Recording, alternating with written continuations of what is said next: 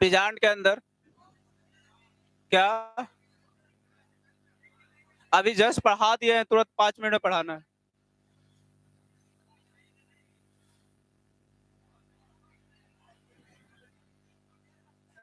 शांत हो जाओ। हाँ हुआ है। क्या कम कर दिया गया है? नहीं, एक चैप्टर बस हटाया है, चैप्टर फर्स्ट। चैप्टर 1, चैप्टर 9 और चैप्टर 16 हटा दिया गया है।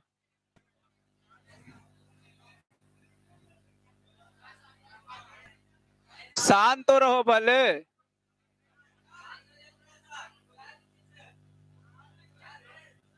शांत हो जाओ।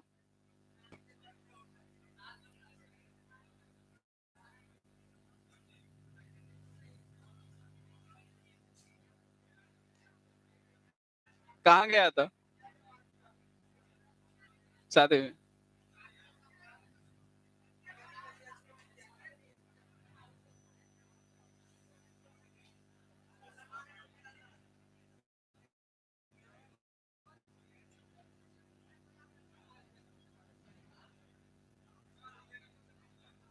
हाँ, chapter number 16, chapter number 11, chapter number 12 हटा दिया गया है। कोई चेंजिंग नहीं, उसमें हमको जानकारी नहीं है। तो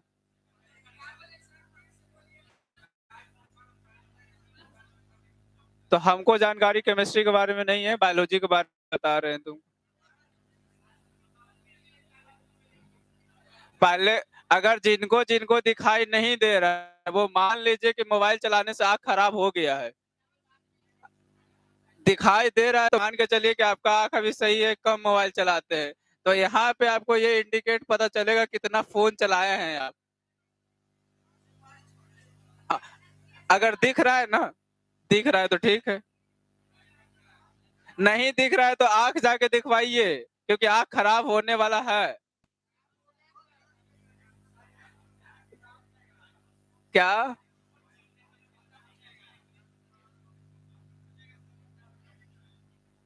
लास्ट टाइम है, इसके बाद छोटा नहीं मिलेगा।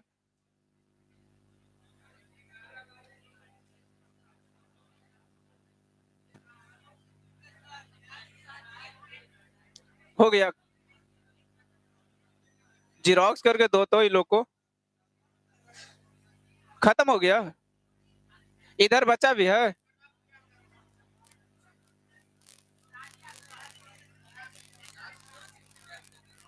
छुट्टी टाइम दे देगा ना? ठीक, शांत हो जाओ।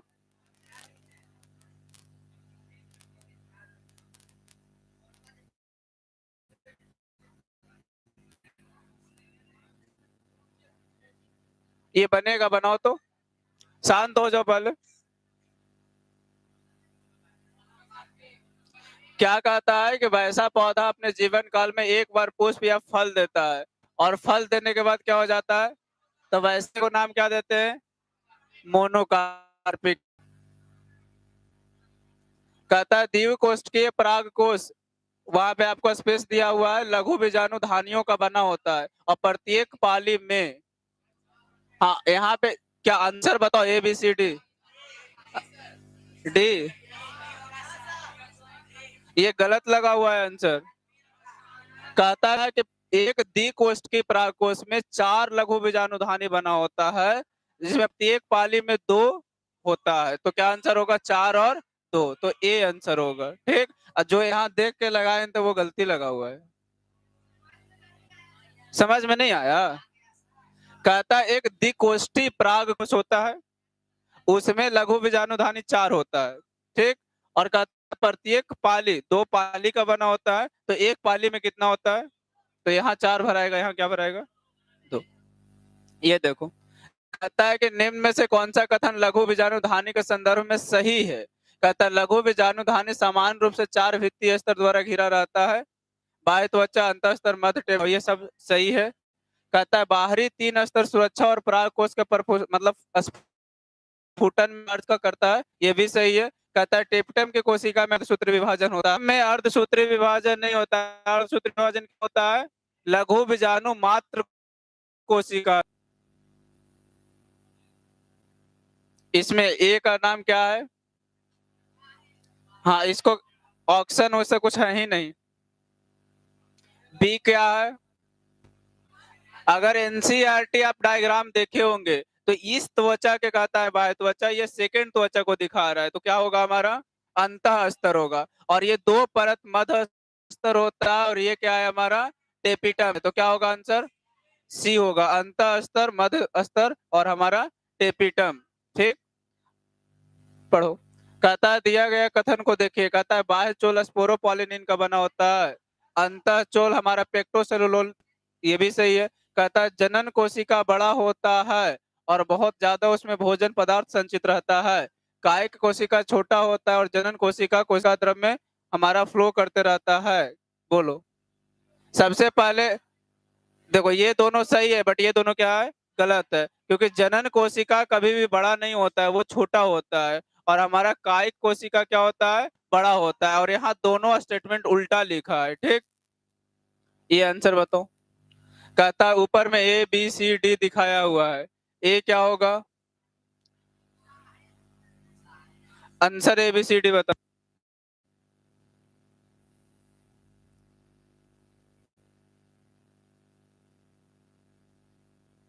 शायद होगा।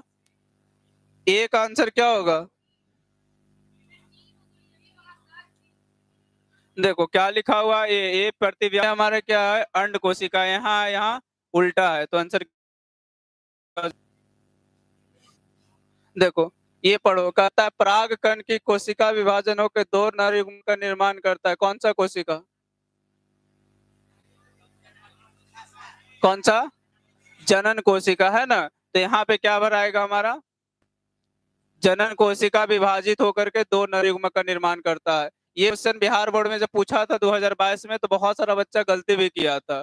वो लोग क्या आंसर करके आए थे?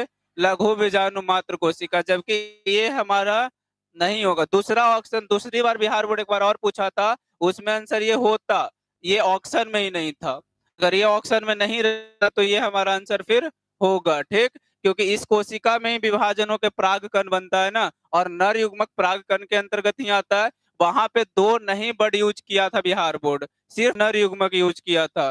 तो नर युग्मक या नर युग्मको द विध संरचना हमारा कौन है? पराग कण है, इसी के अंतर्गत ये सारी चीजें आता है। अगर उसमें क्लासिफिकेशन करके आपको जनन कोशिका लिखा है, तब एक्यूरेट आंसर हमारा कौन है? जनन कोशिका। अगर ये ऑप्शन में नहीं है, दो नहीं लिखा है, बस नर युग्मक लिखा है, और ऑप्शन में अगर ये है, तो फिर आंसर हमारा कौन होगा? ये होगा। ठीक, तो ये एमसीक्यू ऑप्शन पे डिपेंड करता है। क्वेश्चन सेम रहेगा बट आंसर बदल सकता है। देखो आगे हमारा पढ़ना है क्या? पक्षी परागण। देखो अब पक्षी के द्वारा अगर परागित पुष्प को हमारा जो होगा वो कैसा होगा? बड़ा होगा, रंगीन होगा और गंधहीन होगा। किंतु इसमें मकरंद का स्रावन होता है, क्योंकि पक्षी भी जाएगा तो किसी न किसी मकसद से जाएगा हमारा। कहता है बिगोनिया में हमारा गुंजन करने वाला चिड़िया द्वारा क्या होता है? तो परागन होता है। तो इस तरह से आपको बहुत सारा सेमल के पौधा हो गया, ये कौवा के द्वारा या मैना के द्वारा हमारा परागन होता है। ठीक, देखो फिर कहता है जल परागन। जल परागन तुम्हारे लिए सबसे इंपॉर्टेंट टॉपिक होता है, क्योंकि यहाँ से क्वेश्चन बनता है। क्वेश्चन ऐसे बनता है कि कमल जो हमारा है, कमल हो गया हमारा, और इसी तरह से जलकुंभी, ये दोनों पौधा कैसा है हमारा? जल में मिलता है। ठीक, लेकिन फिर भी ये दोनों पौधा हमारा जल के द्वारा परागन नहीं करता है। रीजन क्या है?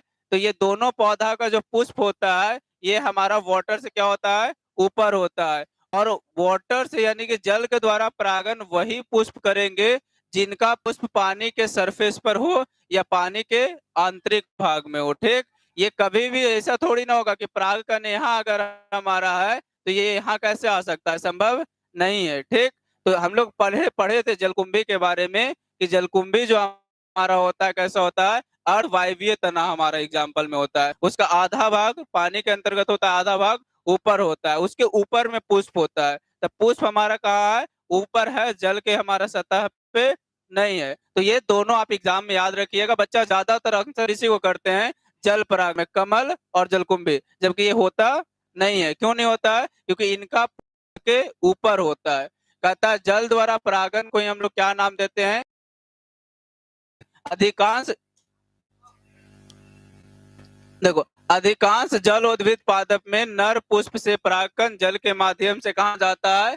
मादा पुष्प के वर्तिकाग्र तक पहुंचता है। कहता है जल परागन मुख्यतः कितना प्रकार का होता है? दो। दो किस बेसिस पे बांटा जा रहा है? तो वाटर लेवल के बेसिस पे। अगर वाटर यानी पानी के सरफेस पे पुष्प एक होता है, एक पानी के सरफेस से नीचे होता है, तो कहता है हाइपो हाइड्रोफिली और एपी हाइड्रोफिली। कहता है हाइपो, कहता है इसमें परागन जल के अंदर होता है, ठीक, और इसमें परागन जल के ऊपर होता है, ठीक। देखो, यहाँ पे अगर तुमसे क्वेश्चन, हाइड्रोफिली कहते हैं, क्या कहते हैं? हाइड्रोफिली कहते हैं, ये याद रखिएगा, ठीक। उसी के बेसिस पे यहाँ पे नाम दिया गया है हमारा क्या? हाइपो। हाइपो का मतलब क्या होता है? नीचे। ईपी का मतलब क्या होता है? ऊपर। तो यहाँ से टर्म याद रखिए, हाइपो और EP. Hypocotyl, EP quartile 11th में पढ़ाया गया था। मूलांकुर और हमारा प्रांकुर याद है? नहीं याद है तो याद भी नहीं रखिए, कोई जरूरी नहीं है, ठीक। मूलांकुर से क्या बनता था? मूल। प्रांकुर से क्या बनता था? जड़, ठीक। उसी को इंग्लिश में कहते थे, देखो, हाँ, सॉरी, प्रांकुर से तना, तना या परो जिसको हम लोग कहते हैं। मूलांकुर से मूल और जड़, उसी को नाम हमारा दिया जाता है। देखो, शांत हो जाओ। कहता है जल परागित पुष्प में निम्नलिखित विशेषता पाया जाता है। अगर जो जल से परागित पुष्प है, कहता है जल परागित पुष्प जो होता है कैसा होता है? अस्पष्ट होता है। उसमें आपको ये दिखाई नहीं देगा कौन पुष्प है और कौन तना है, ठीक। और इसमें इसका आकार क्या होता है? छोटा होगा। इसमें रंग नहीं होगा, कोई टेस्ट मतलब गंध भी नहीं होगा, और हमारा मध जैसा भी चीजें नहीं पाया जाएगा। बोलो, नहीं रहा है? हाँ, होना भी चाहिए, ताकि पता चले ना कि चश्मा लगाना भी जरूरी है, नहीं तो चश्मा का दुकान बंद हो जाएगा। है। देखो, फिर क्या कहता है? पराग कण जो वाटर वाले होते हैं वो कैसा होगा? क्या होगा? ताकि पानी में उसके सतह पे तैर सके। कहता है पराग कण के चारों ओर यहाँ पे कैसा संरचना होता है? मोम। मोम का संरचना क्यों होता है? ताकि जल के कारण वो पराग कण खराब ना हो, ठीक। फिर कहता है वर्तिकाग्र जो हमारा होता है, इसका कैसा होता है? लंबा होता है, चिपचिपा होता है एवं गीला होता है, ताकि पराग कण आए और वहां पे क्या हो जाए? रुक जाए, ठीक। फिर कहता है पर परागन से क्या लाभ है? ये पर परागन का कंडीशन देख रहे थे। देखो, पर परागन का सबसे लाभ होता है तो सबसे तो ये हमारा है कि पर परागन से जो भी पौधा बनेगा उसमें विविधता उत्पन्न होगा और नया वेराइटी हमारा वहां से डेवलप हो सकता है, ठीक। कहता है कि पर परागित पुष्प से बनने वाला फल बड़ा होता है, भारी होता है, स्वादिष्ट होता है, तथा इनमें बीज का संख्या एक से अधिक भी होता है, ठीक। कहता है पर परागन से उत्पन्न बीज भी बड़ा होता है, भारी होता है और हेल्दी होता है और अच्छा वैरायटी का होता है, क्योंकि इसमें क्या हो रहा है कि दो तरह का नस्ल मिलकर एक नया नस्ल बन रहा है हमारा, ठीक।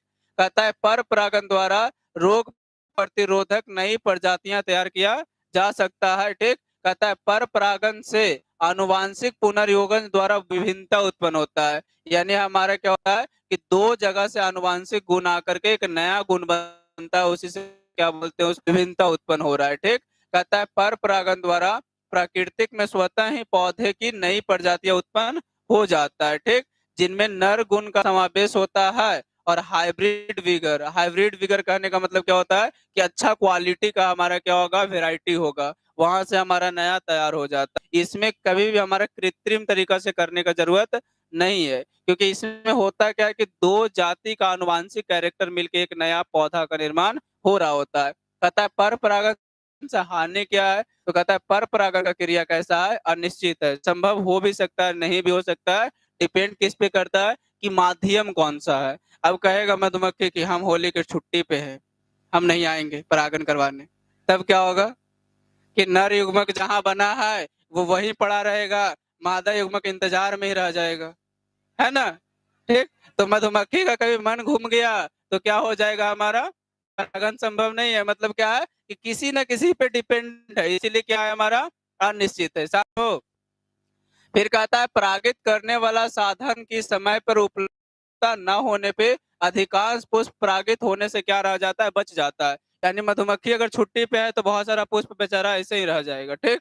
फिर कहता है पर परागन के लिए पुष्पों को दूसरे पुष्प पे क्या रहना होता है, निर्भर रहना होता है। ठीक, फिर कहता है देखो, कीट को आकर्षित करने के लिए इसका पुष्प का रंग क्या होगा, बहुत ज्यादा रंगीन होगा। इसका दल कैसा होगा, बड़ा होगा। ठीक, इसमें क्या होगा, हमारा महक होगा यानी सुगंध होगा, और साथ ही साथ क्या होगा, हमारा मध जैसा भी पाया जाएगा। ठीक, कहता है जिन सबके कारण अधिक ऊर्जा का क्या होता है, व्यय होता है। ठीक, कहता है पर परागित पुष्प विशेष करके वायु परागित पुष्प में परागकण क्या होता है, अधिक संख्या में निकलते हैं और वो नष्ट भी होता है, क्योंकि हवा के द्वारा परागकण उड़ा, और उड़ने के बाद ऐसा थोड़े ना है कि हमारा जा करके मादा पास ही पहुंचेगा, हो सके बीच में ही अटक जाए, बीच में हमारा गिर जाए तो क्या होगा, परागकण हमारा नष्ट हो जाता है। ठीक, कहता है पर परागित बीज हमेशा कैसा होता है, हाइब्रिड होता है, क्योंकि इसमें दो तरह का आनुवांशिक गुण हमारा आता है। ठीक, देखो यहाँ पे कृत्रिम परागन से भी क्वेश्चन आता है कि कृत्रिम परागन क्या है, पर परागन क्या है, हमारा स्व और हमारा सेल्फ पॉलिनेशन और क्रॉस पॉलिनेशन में अंतर तो पता चल रहा है। कृत्रिम परागन में क्या किया जाता है कि मानव के द्वारा अपना इच्छा के अनुसार क्या कर रहे हैं, परागन करवा रहे हैं। जैसे मेंढक पे कार्य किए थे, मटर का पुष्प जबकि हमारा प्राकृतिक रूप से सिर्फ क्या कर सकता है, स्वयं परागन कर सकता है। ठीक, पर परागन कभी भी नहीं कर सकता। रीजन क्या है, क्योंकि उसका पुष्प क्या होता है, हमारा क्लोज होता है, बंद होता है। तो मेंडल हमारा नया नया वैरायटी का मटर कैसे बना रहे थे, तो मेंडल खुद से क्या करते थे, उसको कृत्रिम परागन करवाते। कृत्रिम परागन करवाने में से पहला प्रक्रिया विपुंसन इमैस्कुलेशन जिसको कहते। इमैस्कुलेशन होता क्या है, तब पुष्प मेच्योर होने से पहले उसका नर भाग को यानी कि हमारा पुंकेसर को काट के क्या कर दिया जाता है, हटा दिया जाता है। उसके बाद पुष्प को ढक दिया जाता है ताकि बाहर से कोई परागकण उसके ऊपर ना आ जाए। ठीक, उसके बाद जब हमारा मादा भाग मेच्योर होता है तो तुम्हारा अपना इच्छा के अनुसार परागकण लक्ष्य पे क्या कर दिया जाता है, छिड़काव कर दिया जाता है। छिड़काव करने के बाद फिर से उसको पैक कर दिया जाता है ताकि हमारा आगे डिस्टरबेंस ना हो। तो वो हमारा क्या है, कृत्रिम परागन। देखो, कहता इस प्रकार के परागन मनुष्य के द्वारा अपने लाभ के लिए और उत्तम वैरायटी के लिए उत्पन्न किया जाता है। इस विधि में मनुष्य द्वारा कृत्रिम ढंग से किसी पुष्प के परागन को स्वेच्छा अनुसार किसी दूसरे पौधे के वर्तिकाग्र तक पहुंचा दिया जाता है। ठीक, कहता इस विधि में हमारा दो प्रक्रम आवश्यक होता है, एक हमारा विपुंसन, दूसरा हमारा वैगीकरण। ठीक, देखो विपुंसन क्या है, तो कहता है इस प्रक्रिया पौधा पर लगा हुआ हमारा द्विलिंगी पुष्प होता है, उनका कली अवस्था में हमारा सारे के सारे पुंकेश को काट करके क्या कर देते हैं, निकाल देते हैं। यहाँ निकर लिखा हुआ है, निकाल देते हैं। ठीक, कहता है इस प्रकार पुष्प में स्वपरागन का संभावना पूरी तरह से क्या हो जाता है, समाप्त हो जाता है। ठीक, दूसरा हमारा क्या है, वैगीकरण या थैलीकरण जिसको कहते हैं। कहता है इस प्रक्रिया में हमारा इसमें मतलब जो पुष्प द्वारा काटा गया था हमारा, वह उस पुष्प को क्या करते हैं, वो बांध देते हैं कपड़ा से, मतलब सॉरी प्लास्टिक के द्वारा। ठीक, पॉलिथीन की थैली के अंदर क्या कर देते हैं, बांध देते हैं पुष्प को। पुष्प बांधते क्यों है, ताकि बाहर से परागकण उसके ऊपर में हमारा न आ सके। ठीक, कहता जायांग के परिपक्व होने पर थैली को क्या करते हैं, खोलते हैं और अपनी इच्छा के अनुसार पौधा के पुष्प को क्या करवा देते हैं, परिपक्व परागकण ला करके उस पर छिड़काव कर देते हैं। ठीक, और इसके बाद फिर से पुष्प को क्या करते हैं, थैली के द्वारा ढक दिया जाता है। कुछ दिन के बाद, हाँ छुटा हुआ है तो लिखवा देंगे, और क्या करें। ठीक, कुछ टाइम बाद क्या कर दिया जाता है, थैली के द्वारा फिर से ढक दिया जाता है, और उसके पश्चात जायांग से क्या बन जाता है, फल बन करके तैयार हो जाता है।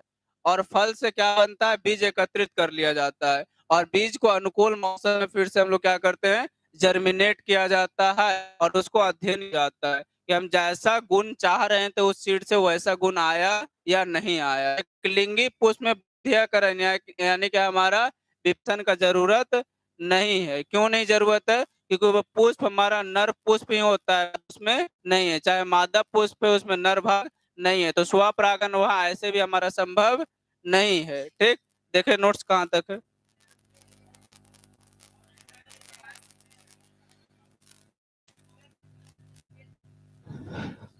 ये वाला पोर्शन आपको नहीं गया है इसमें, इतना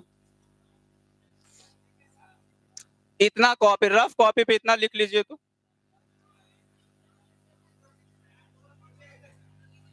फोटो भी खींच सकते हैं।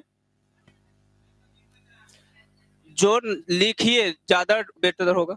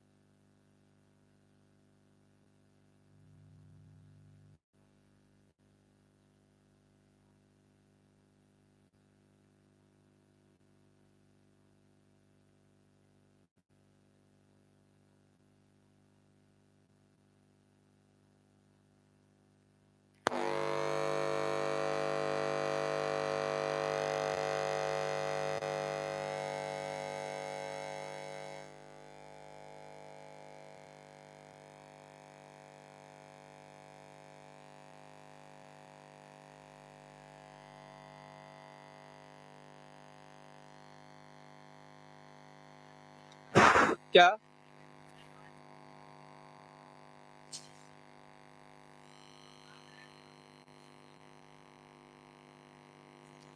नहीं दिख रहा है? ये टॉपिक ना होता है तो आपको ग्रुप में भी डलवा दिया जाएगा। ठीक, मिल रहा है। जिनको नोट्स अभी नहीं मिला है आपको मिल जाएगा, एक पीरियड के बाद प्रिंट हो रहा है। देखो, ये टॉपिक यहाँ से यहाँ तक आपको ग्रुप में डलवा दिया जाएगा। लिख रहा है तो लिखो। देखो, शांत हो जाओ पहले। देखो, परागण टॉपिक जो है आपको ज्यादा टफ टॉपिक नहीं है। ठीक, आपको क्या करना होगा, जहां तक लिखवाए हैं उसके अगला हेडिंग परागण लगवाना है। और परागण में जितना नोट्स में दिया गया आप कॉपी पे लिखिएगा, ऐसा नहीं ले जाके उसमें पिनअप कर दिए। वैसे अगर पिनअप, हाँ, लिखिएगा। नहीं लिखिएगा तो बाद में क्या होगा कि पिनअप पेज पढ़ ही नहीं पाइएगा आप, क्योंकि पहले तो बार बार अगर पेज पढ़ने का बात आता है तो तुम्हारे दिमाग में एक ही आता है, किताब पढ़ लेंगे, नोट्स का पेज क्यों पढ़ेंगे, ये ख्याल आने लगेगा। ठीक, और यही 11th में तुम लोगों के साथ हुआ है।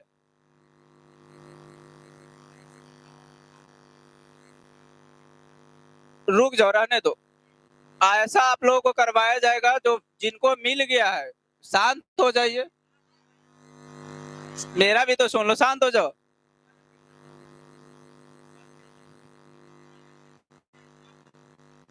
कहीं और से कलेक्ट किया जाता है, खुद कैसे बनाएंगे प्राक?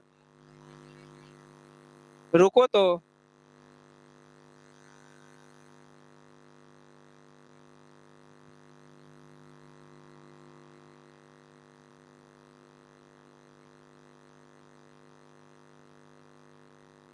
वही देख रहे हैं कि फिर से पिटाई का जरूरत है क्या?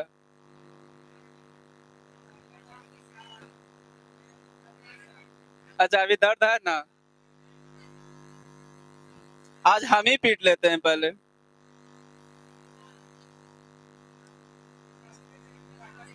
डंडा लेके आओ तो जरा। रुक जाओ, रुक। अच्छा नुका दिया है। खड़ा हो जाओ जरा।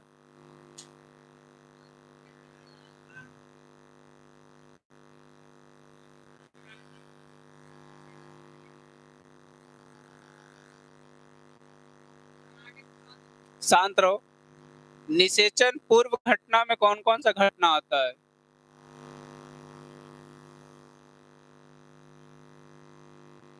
नहीं याद है? मतलब अभी से तुम होली का छुट्टी मतलब दिमाग में बसा के रखा है ना, इसलिए पढ़ाई लिखाई सब खत्म। बस दिमाग में एक ही चीज चल रहा है, घर जाकर होली खेलना है।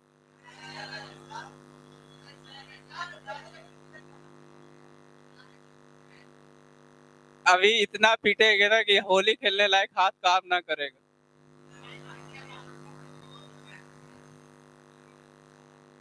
खड़ा रहो, खड़ा हो जाओ जरा। क्या हुआ?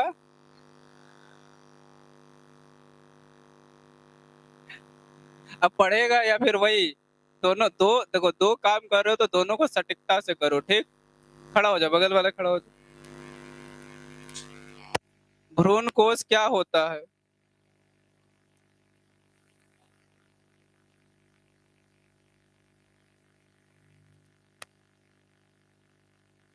तुम लोग पढ़ना छोड़ दिया जब से ट्वेल्थ में आया, तो और एकदम से साफ। हमको तो ऐसा लगता है, देखो हम नहीं पूछने का बस मेरा एक रीजन होता है। हमको ऐसा लगता है कि तुम लोग ट्वेल्थ में चल गया है ना, तो अब समझदार भी हो गया है। और एक डर होता है ना बोर्ड एग्जाम का, वो है। लेकिन यहाँ तो कुछ दिख ही नहीं रहा है।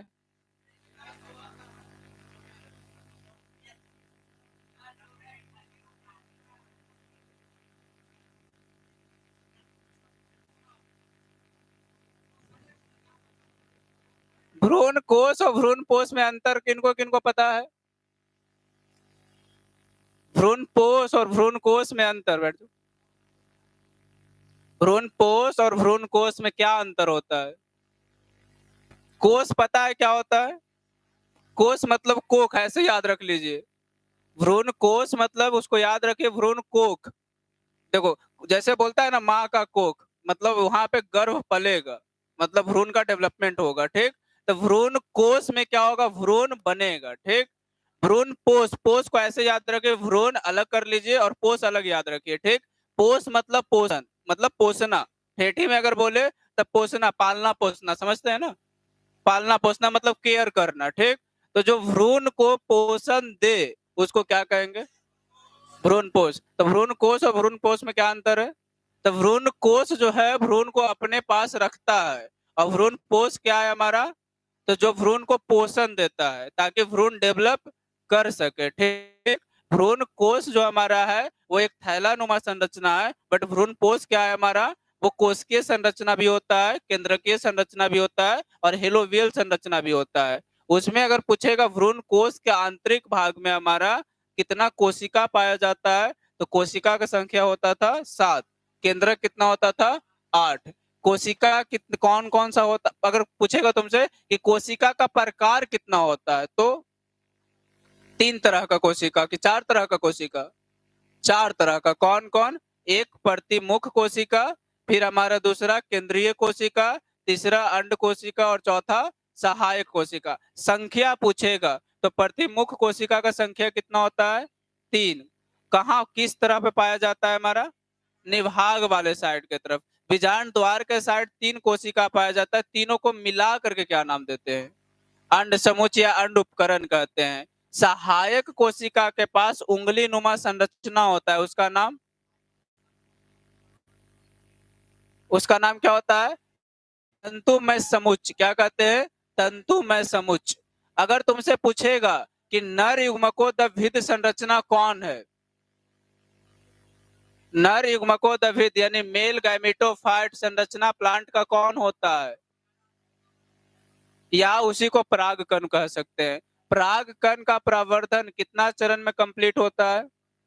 2 चरण। चरण फर्स्ट अगर हमारा है तो उसमें कोशिका का संख्या कितना होगा? तो कौन कौन कोशिका? आकार कौन सा बड़ा? कायिक कोशिका का। अगर परिवर्धन का सेकेंड चरण कंप्लीट हुआ है तो कोशिका का संख्या 3। कौन कौन सा कोशिका? दो नर युग्मक और एक कायिक कोशिका। और ये बात याद रखना कि प्रवर्धन का सेकेंड चरण किसी किसी पौधा में परागकण जहां बनता है वहीं होता है, बट ज्यादातर परागकण में हमारा जब वो मादा के भाग पे चली जाता है उसका बाद होता है। ठीक, उसमें क्वेश्चन ऐसे पूछेगा, पराग नली बनाने का काम परागकण में कौन करता है? जनन छिद्र से बनता है, वहां से निकलता है, लेकिन बनाने का काम कौन करता है? बाह्य चोल की अंतःचोल?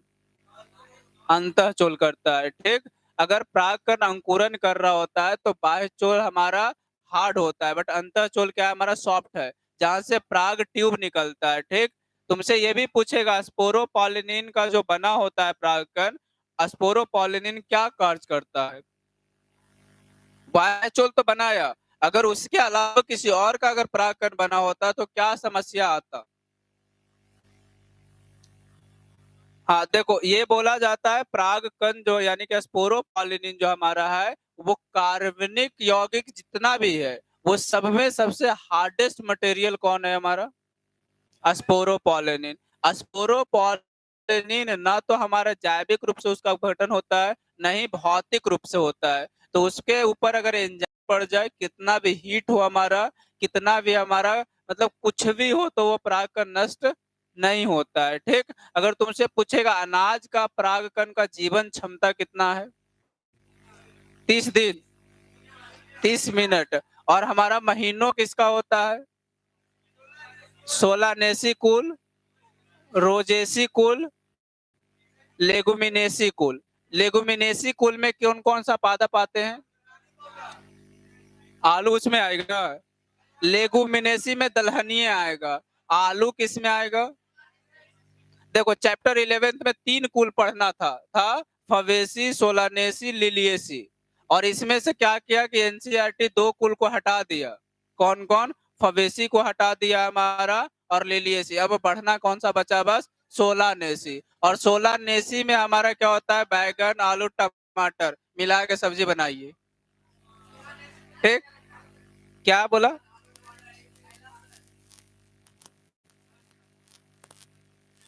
जिम्नोस्पर्म में सीड क्यों नहीं बनता है? क्योंकि उसमें हमारा दोहरा निषेचन जैसा प्रक्रिया नहीं होता है। ठीक, दोहरा निषेचन में क्या होता है? निषेचन तो ठीक था, बट दोहरा निषेचन क्या होता है?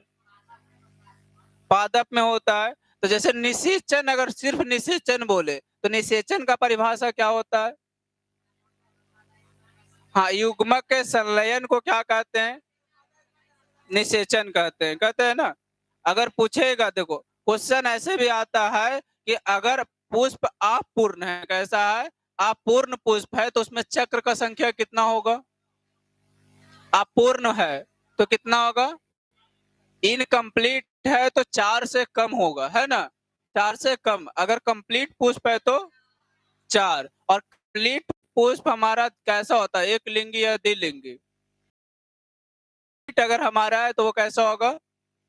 द्विलिंगी, क्योंकि उसमें नर भाग भी मिलेगा और मादा। इनकम्प्लीट है यानी एक लिंगी पुष्प को कैसा पुष्प कह सकते हैं? इनकम्प्लीट कह सकते हैं। क्या कह सकते हैं? इनकम्प्लीट। तुमसे कि किस कोशिका यानी किस प्लांट में हमारा युग्मक का निर्माण समसूत्री विभाजन के द्वारा होता है? हर जगह पे ज्यादातर युग्मक का निर्माण किससे होता है? अर्धसूत्री से। ऐसा कौन सा प्लांट है, चाहे ऐसा कौन सा प्लांट का ग्रुप है जिसमें हमारा युग्मक का निर्माण समसूत्री से होता है?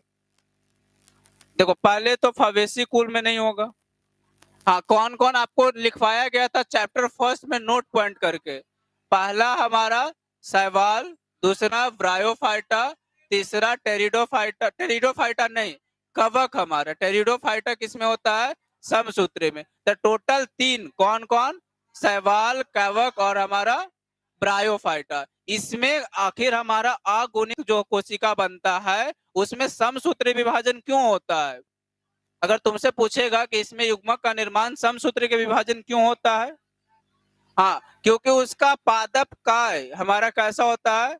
अगुणित। तो पहले से अगर पादप काय अगुणित है तो उसमें हमारा विभाजन कैसा करेगा? समसूत्री। बट ऐसा क्यों हो गया उसका हमारा पादप?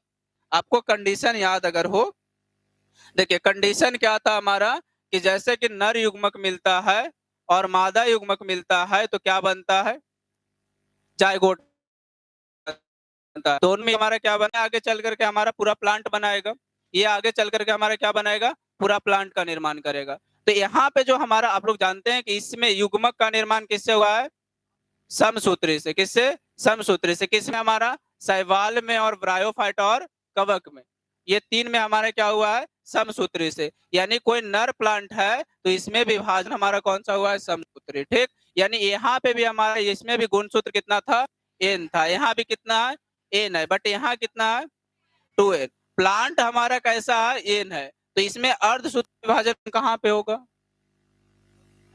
ये बातें याद रखिएगा कि कंप्लीट कंप्लीट लाइफ, हाँ यहाँ पे क्या होता है कि जायगोट जब डेवलप कर रहा होता है तो इसमें अर्धसूत्री विभाजन होता है, और यहाँ पे अर्धसूत्री विभाजन हो करके प्लांट कैसा देता है, अगुणित बना देता है।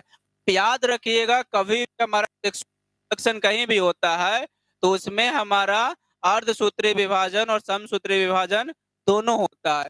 कम से कम अर्धसूत्री विभाजन जीवन में एक बार जरूर होगा। ठीक, अगर अर्धसूत्री विभाजन नहीं होता है तो फिर सेक्सुअल रिप्रोडक्शन हमारा वो नहीं कहलाएगा, क्योंकि युग्मक का निर्माण हमारा संभव तभी है क्योंकि युग्मक हमेशा कैसा होता है, युग्मक हमेशा अगुणित होता है और जायगोट हमेशा कैसा होता है, द्विगुणित। ठीक, तो हो सकता है युग्मक बनने के लिए समसूत्री विभाजन हो सकता है अर्धसूत्री विभाजन हो। ठीक, अगर यहाँ पे अर्धसूत्री विभाजन से युग्मक बना है तो यहाँ पे हमारा समसूत्री विभाजन होगा, ये याद रखिएगा। और यहाँ पे अगर हमारा समसूत्री विभाजन से हुआ है तो यहाँ पे क्या होगा, हमारा अर्धसूत्री विभाजन, यानी अल्टरनेट होता है। यहाँ जो हुआ है उसका उल्टा यहाँ होगा। ठीक, यहाँ समसूत्री तो यहाँ अर्धसूत्री, यहाँ अर्धसूत्री तो यहाँ समसूत्री। जेरोक्स कर दिया है, निकल रहा है तीन लोग को। हाँ, लड़का कितना को मिला है, 3 लोग। ठीक है, तो तुम लोग सेकेंड पीरियड में आके ले लेना। ठीक, बाकी आप लोग जाइए।